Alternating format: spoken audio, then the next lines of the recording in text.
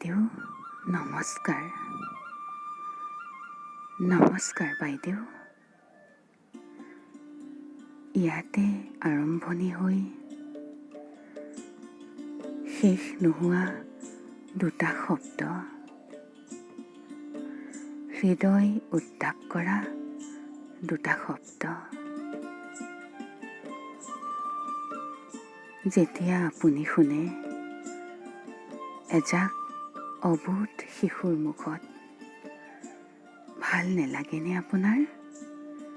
বাইদেউ, নেলাগেনে ভাল আপোনাৰ? আজি আপোনাৰ হৃদয় জীপাল কৰি আকৌ ক'ব খুজিছোঁ, বাইদেউ নমস্কাৰ।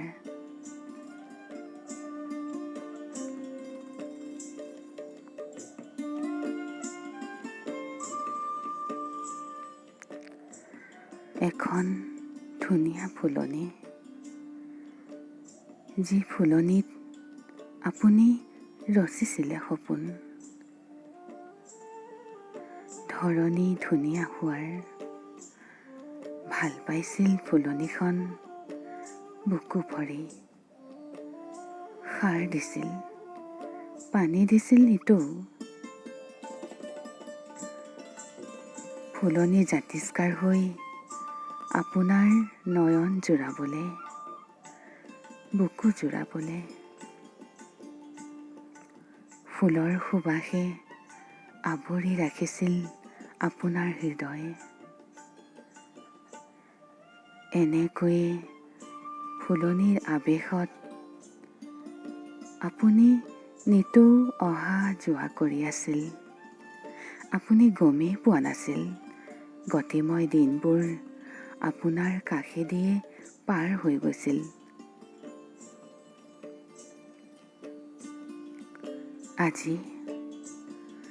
আজি সময়ে সংকেত দিলে, আপুনি ৰৈ গ'ল, ৰৈ যাবলৈ বাধ্য হ'ল। সময়ে জানে, সময়ে বুজে, সময়ে জানে, সময়ে বুজে আপোনাৰ ক্লান্তি, আপোনাৰ অৱসাদ। বাইদেউ, আপুনি হেনো দেখিছে আকৌ এটা সপোন, নতুন সপোন। আপোনাৰ মনৰ দিগন্ত প্ৰসাৰী এখন নতুন সমাজ গঢ়াৰ সপোন। পুৰণি পৃথিৱীক নকৈ গঢ়াৰ সপোন। কোমল মাটিক কঠিন কৰা আৰু কঠিনক কোমল কৰাৰ সপোন। বাইদেউ, আপুনি ভালকৈয়ে জানে সেই সপোনক বাস্তৱ ৰূপ কেনেকৈ দিয়ে। আপুনি জানে সেই মন্ত্ৰ, সেই শ্লোক।